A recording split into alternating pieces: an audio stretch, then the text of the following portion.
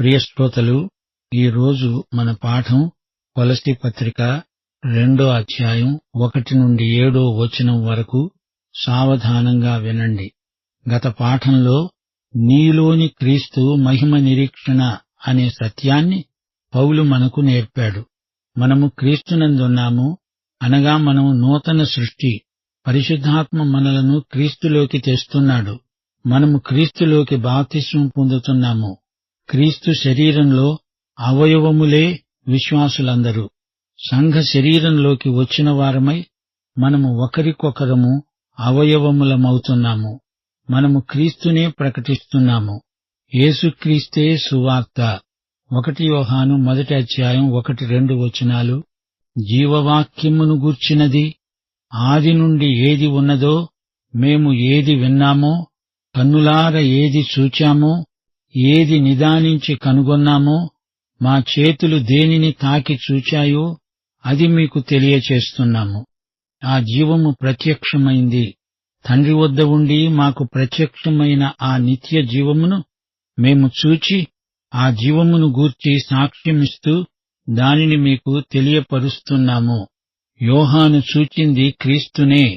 క్రీస్తు నీకు ఉన్నాడా లేదా? అదే అసలైన సిసలైన ప్రశ్న. యేసుక్రీస్తు తన మరణ పునరుత్థానముల ద్వారా చేసింది, ఇక ముందు చెయ్యబోయేది, ఇదంతా కలిసి సువార్త అవుతుంది. ప్రతి మనుష్యునికి బుద్ధి చెబుతూ ప్రతి మనుష్యునికి బోధిస్తున్నాము. సమస్త విధములైన జ్ఞానముతో మేము క్రీస్తును ప్రకటిస్తున్నాము. పాపులను రక్షించాలి, రాబోయే ఉగ్రత నుండి వారిని తప్పించాలి. అందరూ దేవుని కృపలో ఎదగాలి. క్రీస్తు శరీరమందు అందరూ నమ్మకమైన అవయవములై పనిచెయ్యాలి. స్థానిక సంఘముల ద్వారా వారు క్రీస్తునందు సేవ చేయడానికి వారిని ప్రోత్సహించాలి. ప్రతి వ్యక్తి క్రీస్తు యేసునందు సంపూర్ణుడై నిలువబడాలి. ఇదే సువార్త సేవలోని పరమార్థం. సరే, ఇప్పుడు 2వ అధ్యాయంలో లోతైన సత్యాలు మనం నేర్చుకుంటాం. నిరర్ధకమైన తత్వజ్ఞానాలకు క్రీస్తే జవాబు. మతాచారాలు కాదు, క్రీస్తే మనకు ముఖ్యం. మన శిరస్సు, మన హృదయం, ఈ రెండిటికీ క్రీస్తే దేవుడు, ప్రభువు. క్రైస్తవం ఒక వేదాంతం కాదు. క్రైస్తవం మతాచారాల సమాహారం కాదు. యేసే జీవజలం. ఈ జీవజలాన్ని ఆవిరిగా మార్చకండి, లేదా గడ్డగట్టిపోయిన మంచు ముక్కగా చేయకండి. నీళ్లు తాగుతాము గాని ఆవిరిని మింగము, మంచుగడ్డలను తినము. వేదాంతము వద్దు, మతాచారాలు వద్దు. క్రీస్తే క్రైస్తవం, క్రైస్తవం క్రీస్తే. చక్కని కల్లబుల్లి మాటలు చెప్పి అమాయకులను మోసపరుస్తున్నారు. యోగ్య ప్రవర్తన, స్థిర విశ్వాసము మనకు కావాలి. క్రీస్తునందు వేరు పారాలి, ఇంటివలె కట్టబడాలి. మనుష్యుల పారంపర్యాచారాలు, మోసకరమైన నిరర్ధక తత్వజ్ఞానం మనకు వద్దు. క్రీస్తునందే దేవత్వము యొక్క సర్వ పరిపూర్ణత శరీరముగా నివసిస్తున్నది. మనము క్రీస్తునందు సంపూర్ణులం. క్రీస్తే శిరస్సు. క్రీస్తుతో కూడా చనిపోయి తిరిగి లేచాము.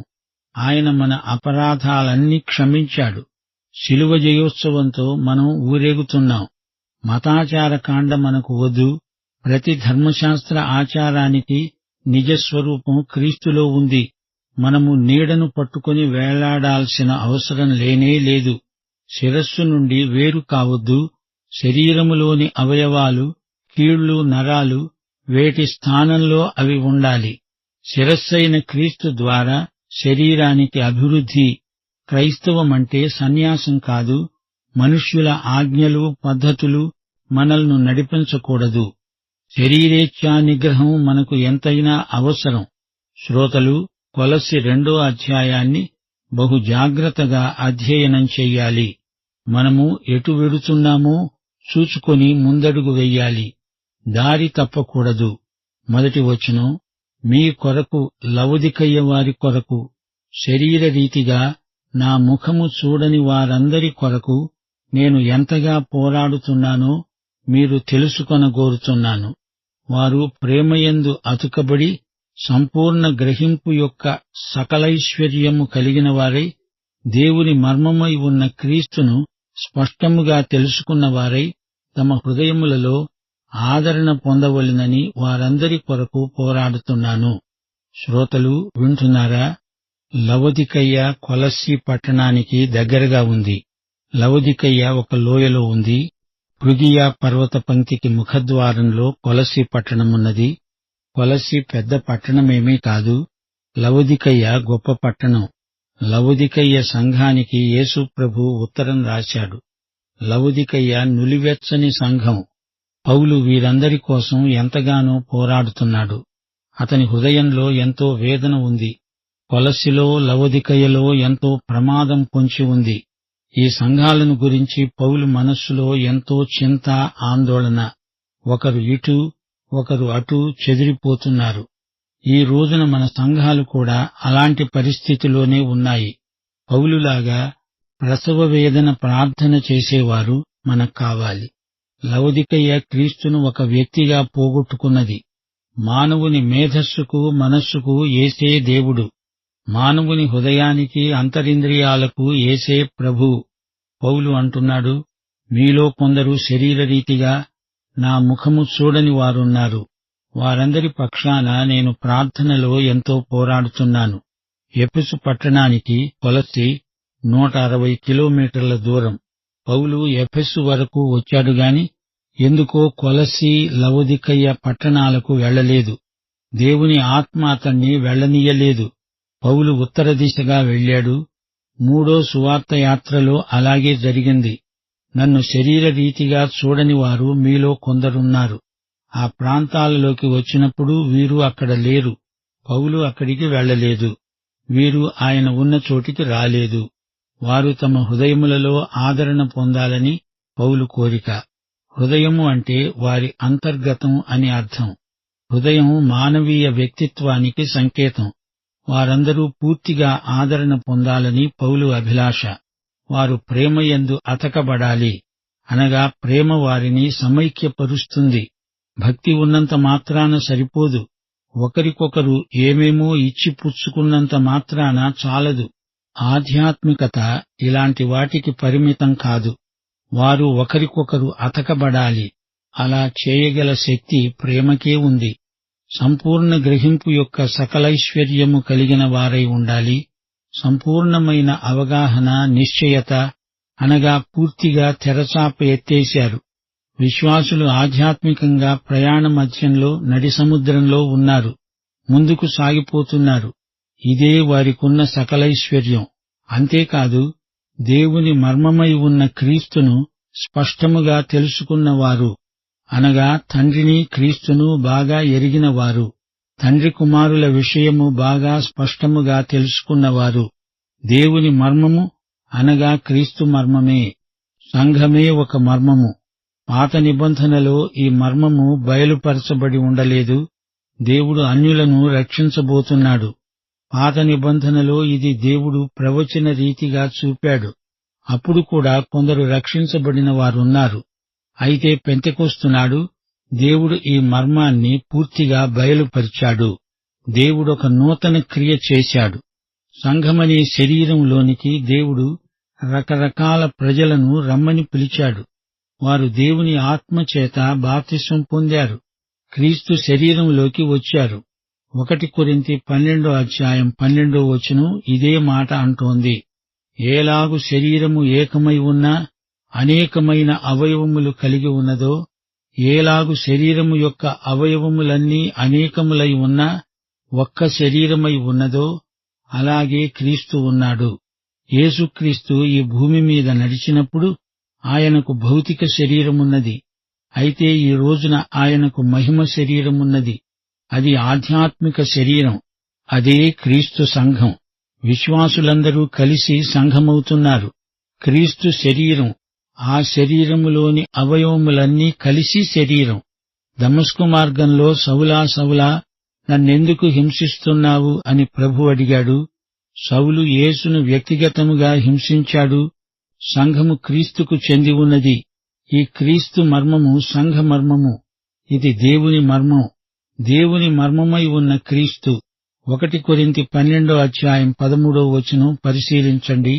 యూదులమైన, గ్రీసు దేశస్థులమైన, దాసులమైన స్వతంత్రులమైన మనమందరము ఒక్క శరీరములోనికి ఒక్క ఆత్మయందే బాప్తిస్మము పొందాము. మనమందరము ఒక్క ఆత్మను పానము చేసిన వారమయ్యాము. ఇదే సంఘములోని సమైక్యత. ఈ ఐక్యతను మనము ప్రకల్పన చేయలేము.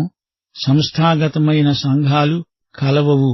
సంస్థలకు వ్యవస్థలకు మధ్య సమైక్యత అసాధ్యం. సమాధానమనే బంధము చేత ఆత్మ కలిగించే ఐక్యతను మనం కాపాడుకోవాలి. కాపాడుకోలేకపోతే సైతానుకు జయం కట్టబెట్టిన వారమవుతాము. 3వ వచనం, బుద్ధిజ్ఞానముల సర్వసంపదలు ఆయన యందే గుప్తములై ఉన్నవి. ఈ సత్యాన్ని దేవుని బిడ్డలు ఎన్నటికీ మరచిపోకూడదు. సమస్త జ్ఞానము క్రీస్తునందే ఉన్నది. జ్ఞానమంటే ఏమిటి? జ్ఞానం క్రీస్తునందే లభిస్తుంది అని తెలుసుకోవడమే జ్ఞానం. క్రీస్తే మనకు జ్ఞానమై ఉన్నాడు. బుద్ధి జ్ఞానము అంతా క్రీస్తునందే ఉన్నది. ఎవడైనను చక్కని మాటల చేత మిమ్మును మోసపరచకుండునట్లు ఈ సంగతులు చెప్తున్నాను. వేదాంత చర్చలో చక్కని మాటలు వినపడతాయి. వేదాంతం తత్వజ్ఞానం కొందరు క్రైస్తవుల బుర్రను నింపేసినందుచేత వారు బైబిలును అవతల పెట్టేశారు. వేదాంత పట్టభద్రులు. బైబిలు కంటే ఎక్కువ తత్వజ్ఞానం తెలుసు. కొలసీ సంఘానికి ఇదే బెడద వచ్చిపడింది. లవొదికయ సంఘానికి కూడా ఇదే జబ్బు వచ్చింది. దీనివల్ల సంఘం బలహీనమవుతుంది. తాము చెడిపోతూ మేము బాగానే ఉన్నాము అనుకుంటున్నారు. వీరికి ధనధాన్య సమృద్ధి ఉంది, తత్వజ్ఞానం ఉంది. నిరర్ధక వేదాంతం వారి తలకెక్కింది. తమ నిజస్థితిని వారు గుర్తించలేకపోతున్నారు. కల్లబొల్లి మాటల చేత మోసపోకండి, అది గొప్ప ప్రమాదం. వారి వాక్చాతుర్యం, తీయటి మాటలు మిమ్మల్ని పెడదోవ పట్టిస్తాయి. మానసికమైన సాముగరిడీలు సువార్త ప్రకటనకు ఎందుకు కొరగావు? దేవుని వాక్యాన్ని ఉన్నది ఉన్నట్లు చెబితే చాలు. ఇలాంటి తప్పుల తడక బోధకులు మనుష్యులను ఆకర్షిస్తారు. జనాన్ని తమ చుట్టూ చేర్చుకుంటారు. పౌలంటున్నాడు, నేను శరీర విషయములో దూరముగా ఉన్నా ఆత్మ విషయములో మీతో కూడా ఉండి మీ యోగ్యమైన ప్రవర్తనను, క్రీస్తునందలి మీ స్థిర విశ్వాసమును చూచి ఆనందిస్తున్నాను. పౌలు సంఘమును గురించి మంచి వార్త విన్నాడు. వారి యోగ్యమైన ప్రవర్తనను గూర్చి తెలుసుకున్నాడు. వారి విశ్వాసం స్థిరంగా ఉంది. వారు చక్కగా నిలవబడుతున్నారు. ఒకరినొకరు ఆనుకుంటున్నారు. భుజాలు ఆనించి నిలువబడుతున్నారు. స్థిరంగా నిలవబడగలుగుతున్నారు. అటూ ఇటూ కదలకుండా ప్రభువు పక్షాన నిలవడం గొప్ప విజయమే. 1 కొరింథీ 15:58 ఇదే మాట అంటోంది. నా ప్రియ సహోదరులారా, మీ ప్రయాసము ప్రభువునందు వ్యర్థము కాదని ఎరిగి స్థిరులు, కదలని వారు, ప్రభువు కార్యాభివృద్ధియందు ఎప్పటికీ ఆసక్తులై ఉండండి. కొలసీ సంఘం స్థిరమైన సంఘం. వారు అలాగే నిలిచి ఉండాలి. తప్పుడు బోధల గాలికి అటు ఇటు కొట్టుకుని పోకూడదు. కొలసీ పత్రిక 2:6-7 కావున మీరు ప్రభువైన క్రీస్తు యేసును అంగీకరించిన విధముగా ఆయన యందు వేరుపారిన వారై ఇంటివలె కట్టబడుతూ మీరు నేర్చుకొనిన ప్రకారముగా విశ్వాసమందు స్థిరపరచబడుతూ కృతజ్ఞతాస్తుతులు సమర్పించటమందు విస్తరిస్తూ ఆయన యందు ఉండి నడుచుకొనండి. ప్రియ శ్రోతలు, వింటున్నారా? రక్షించబడటమంటే ఏమిటి? క్రైస్తవుడవటమంటే ఏమిటి? రక్షణ అంటే అది ఇది చేయటం కాదు, చెయ్యగలగడమూ కాదు. రక్షణ అంటే రక్షకుణ్ణి అంగీకరించటం. ఆ రక్షకుడే యేసుక్రీస్తు. మీరు ప్రభువైన క్రీస్తు యేసును అంగీకరించారు, రక్షణ పొందారు. రక్షకుడు మీకున్నాడు. అయితే మీరిప్పుడు ఏమి చెయ్యాలి? అలాగే ఆయన యందుండి నడుచుకోవాలి. ప్రభువైన క్రీస్తు యేసును అంగీకరించి ఆయన యందుండి అలాగే నడుచుకోండి. ఆత్మయందు నడవాలి. క్రీస్తుతో నడవడమంటే గాలిలో ఎగరడం కాదు, భూమి మీద పాదాలు మోపి నడవడం. ఇంటా బయట, బడిలో, గనిలో, వనిలో, కార్ఖానాలో క్రీస్తునందుండి నడుచుకోవాలి. అనుదిన జీవితం క్రీస్తునందుండి నీవు నడుస్తూ ఉండగా అందరికీ కనపడుతుంది. ఆయన యందు వేరుపారిన వారై ఉండాలి. నీవొక చెట్టు బతికున్నదంటే ఆ రహస్యం చెట్టు వేరులో ఉన్నది. బాగా వేరు తన్నిన చెట్టు త్వరగా పడిపోదు. మీరు ఇల్లులాగా కట్టబడాలి, చెట్టులాగా స్థిరంగా నిలవాలి. ఇంటికి జీవం లేదు, కాని చెట్టుకు జీవమున్నది. ఇంటికి మంచి పునాది ఉండాలి. ఎఫెసీ పత్రికలో పౌలు అంటున్నాడు, మన జీవితము అనే కట్టడానికి యేసుక్రీస్తే పునాది. ప్రభు అయిన యేసుక్రీస్తును అంగీకరించినప్పుడు ఆయన యందుండి నడుచుకుంటాము. అంటే ఏమి చేస్తున్నాము? వేరుపారిన చెట్టు వలె జీవిస్తాము. ఆయన నుండి జీవరసాన్ని స్వీకరిస్తాము. ఆయన యందు కట్టబడుతూ ఉంటాము. మన విశ్వాసము ఆయన యందు నిలకడగా ఉండాలి. స్థిరమైన విశ్వాసం మనకెంతైనా అవసరం. విశ్వాసం బలహీనమైతే క్రీస్తుకు దూరమైపోతాము. ప్రియ శ్రోతలు వింటున్నారా? కొలసీ పత్రిక క్రీస్తు యొక్క ప్రాముఖ్యాన్ని మనకు ఎత్తి చూపుతుంది. మన జీవితంలో ఎట్టి పరిస్థితికైనా క్రీస్తు చాలు. సంపూర్ణత, బుద్ధి జ్ఞానములు అన్నీ క్రీస్తులోనే ఉన్నాయి. క్రీస్తునందు సంఘ మర్మము పూర్తిగా బయలుపరచబడింది. ఈ పత్రిక అంతటిలో మొదటి అధ్యాయంలో 8వ వచనంలో మాత్రం ఒక్కసారే పరిశుద్ధాత్మ పేర్కొనబడడం విశేషం. ఎపఫ్రా ఆత్మయందలి మీ ప్రేమను మాకు తెలిపినవాడు. అయితే 9వ వచనంలో ఆనందం, ఓర్పు, దీర్ఘశాంతం మొదలైన ఆత్మ ఫలాలు చెప్పబడ్డాయి. అయితే ఈ పత్రిక అంతటిలో యేసుక్రీస్తే ప్రభువు అని నొక్కి చెప్పడం జరిగింది. యేసు ప్రభుత్వాన్ని గుర్తించడం పరిశుద్ధాత్మ కార్యమే. వేదాంతం కాదు, మతాచారాలు కాదు, క్రీస్తే మనకు ముఖ్యం. భక్తి అంటే అర్థమేమిటో ఈ పత్రిక విడమర్చి చెప్తోంది. అన్ని విషయములలో ప్రభువును సంతోషపెట్టేటట్లు ఆయనకు తగినట్లుగా నడుచుకోవాలి. పరిశుద్ధత అంటే ఏమిటి? యేసుక్రీస్తు నాకు నీకు పరిశుద్ధత అయి ఉన్నాడు. దేవుని వాక్యము తప్ప మరి దేనికి మనపై తీర్పు తీర్చే అధికారం లేదు. బాహిరమైన ఆచారాలను బట్టి మనం పరిశుద్ధులము కాము. క్రీస్తు రక్తాన్ని బట్టే మనకు హృదయశుద్ధి కలిగితే అదే పరిశుద్ధత. బాహిరాచారాలు హృదయాన్ని శుద్ధిపరచలేవు. ప్రియశ్రోతలు వింటున్నారా? ఈ రోజు పాఠం మనకెంతో అమూల్యమైనది. ప్రార్థన అంటే పోరాటం. విశ్వాసులం మనమంతా ప్రేమయందు అతకబడి ఉన్నాము. అయితే ఒక ప్రశ్న, ఈ యేసుక్రీస్తును నీ రక్షకుడుగా, ప్రభువుగా నీవెరుగుదువా? అయితే ఈ పాఠమంతా నీకోసమే. ప్రభు అయిన యేసుక్రీస్తు వారి కృప, తండ్రి అయిన దేవుని ప్రేమ, పరిశుద్ధాత్మ యొక్క నిత్య సహవాసము మనకందరికీ తోడై ఉండునుగాక. ఆమేన్.